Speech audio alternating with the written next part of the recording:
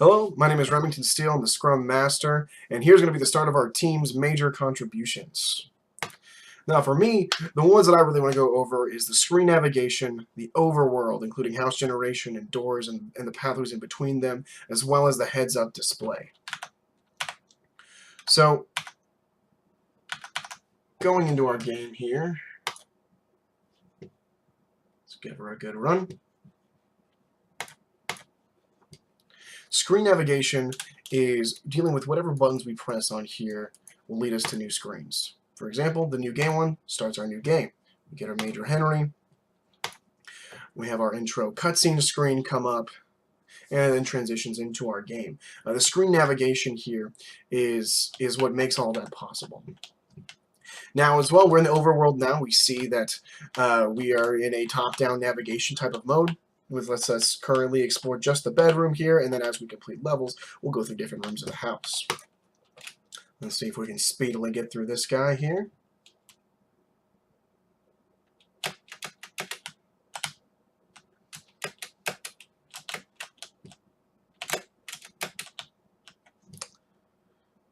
And we died. Not too good there. Let's try to quickly go through it then with good old Sir Dusty.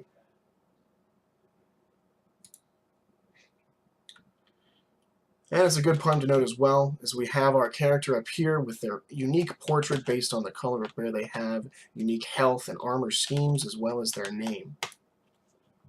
Now I'm going to take a moment here to get through this level. So I'm going to take a pause, and then we'll go back and show some other after I unpause. Alright, so it took me some time to get to the level there, but now as we can see, we're into the boss room area here. We can see that we have our hearts and our armor relating to our health and armor, and our portrait, as well as, if I take enough damage here, boom, let's go ahead and exit the stage now that we've done that. Alright, so, as we see here, our health is now down to 1 heart, and our portrait reflects the severe damage our player has taken. As well in the overworld, now that we've completed that first level, we can now continue on to these connected rooms and explore the rest of our house and fight the monsters that live in there. And these have been my major contributions. Thank you very much.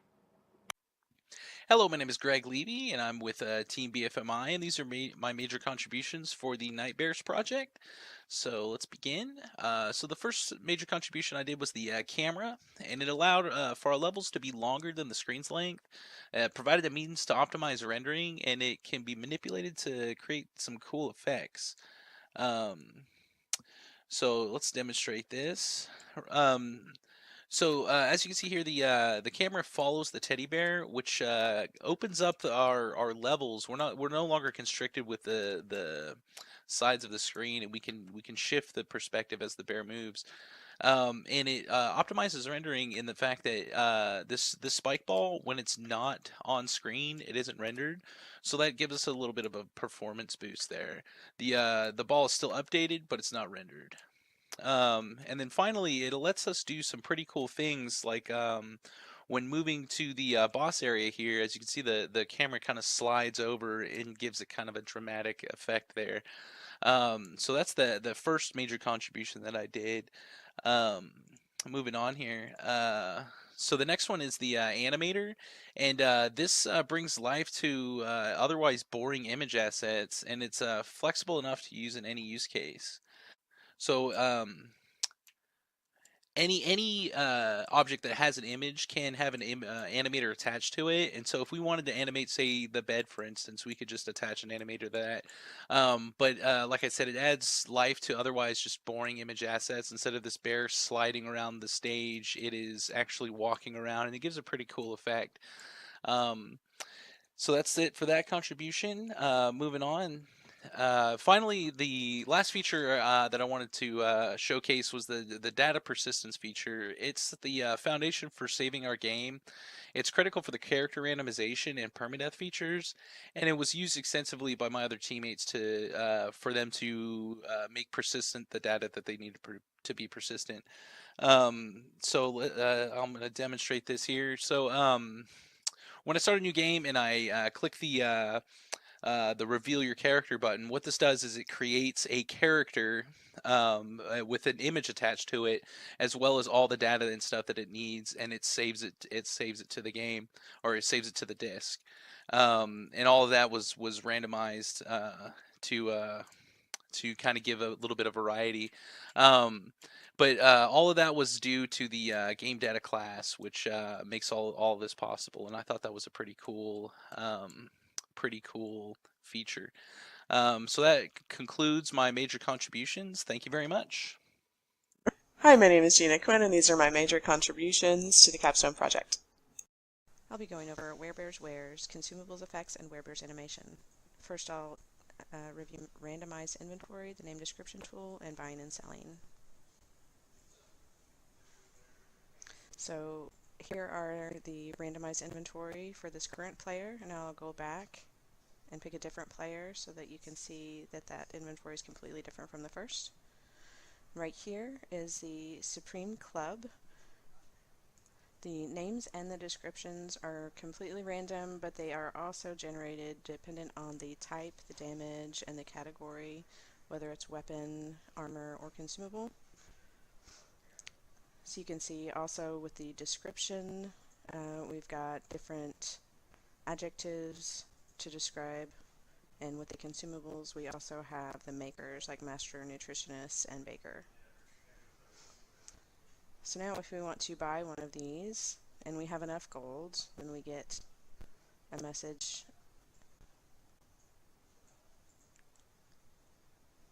okay, now try to buy something that I don't have enough gold for. There's a message saying that I don't have enough gold. And I can also sell items, so it's worth 16 gold, so I will now receive 16 gold.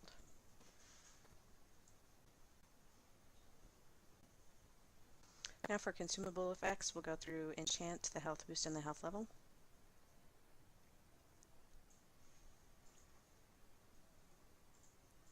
So first I'll need to add those items into my inventory.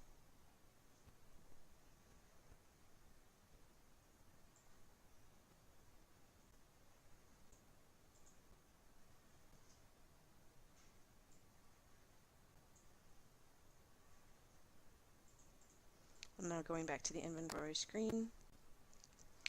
This is a standard edible that increases the number of hearts. Now if I equip my sword, you'll see the damage is worth 5 to 7 now, and then if I consume the blue potion, the damage is now 7 to 9. And to demonstrate the cookie increases the empty hearts. So I'm first going to do damage to those hearts, and then I'll eat the cookie and you'll see the hearts get refilled.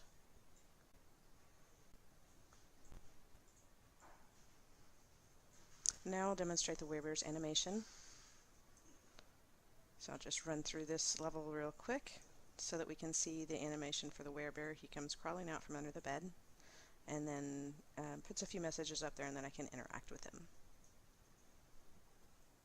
Now I'll interact with the werebear and go back into Werebears Wares. You'll see he has new items that I can purchase. Hello, my name is Hunter Jackson. I'm an adept programmer, and these are my major contributions. Feature, platforms. Allows for unique levels and challenges for the player to navigate. Makes the player make use of all their different possible movements, either static or disappearing. So as we can see here are some platforms to be demonstrated. There's the static platform on the bottom for which the player just stands on. Here's a disappearing platform. For whenever you stand on top of it, it falls down, or the player will fall down through the transparent platform, and it can lead to even some spikes which hurt the player upon landing on them or running into them.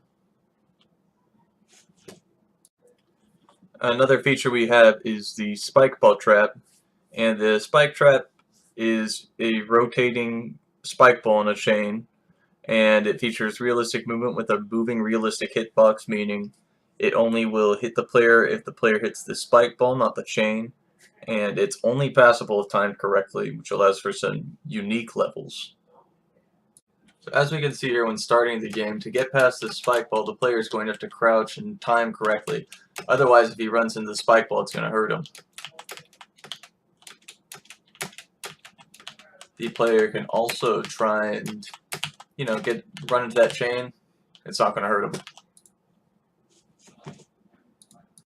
The last feature I'm going to discuss is physics, and physics is what allows the player to jump around and fall down and collide with enemies, and player and enemies fall due to gravity, and it allows entities on screen to collide with each other.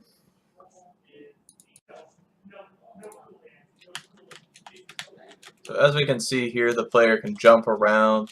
He's colliding with all these boxes, even with this enemy right here. He lands on top of them.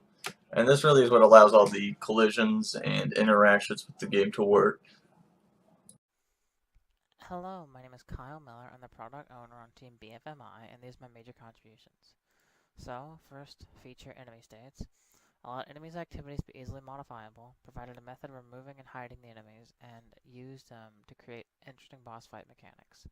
So, in the game, that looks like whenever an enemy is defeated, they will go into a state where they are hidden from the view.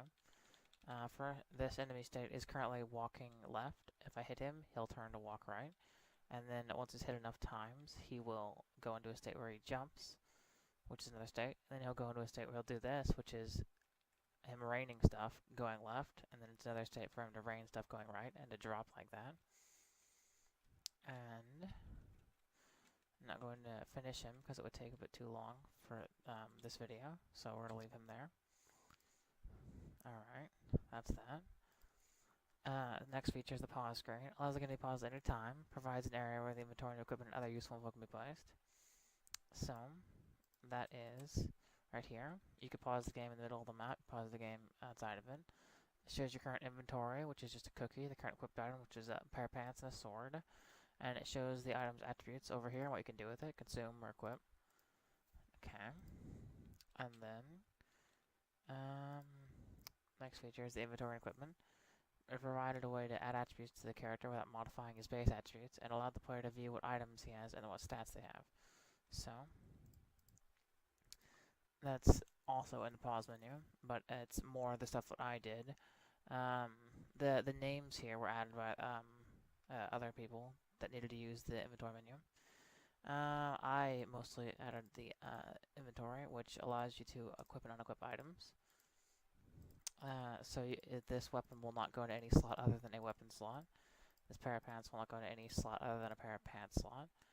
And if I get another weapon from the store and a chest piece or something, I don't have enough money for that. A pair of boots. The pair of boots will only go into the boot slot, and the weapon will take the other weapon slot and the weapon slot. And those are my major contributions.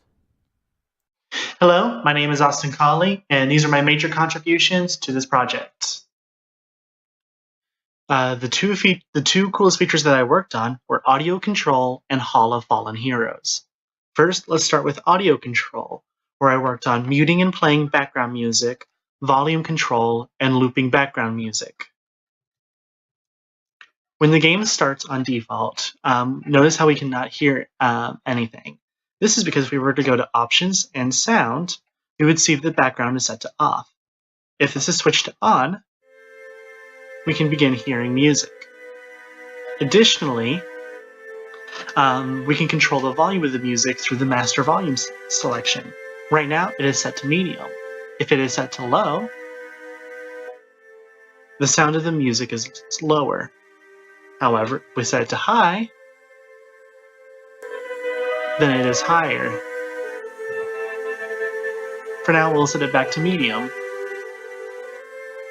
As you listen to the background audio music, you may notice that it will loop.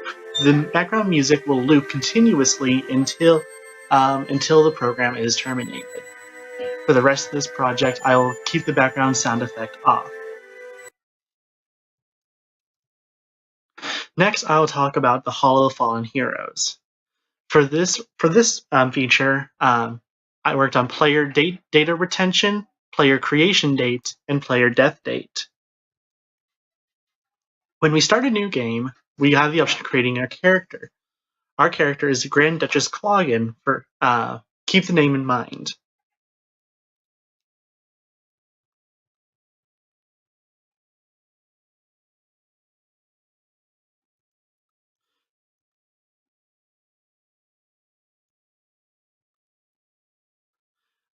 So, occasionally, players will die when playing this game.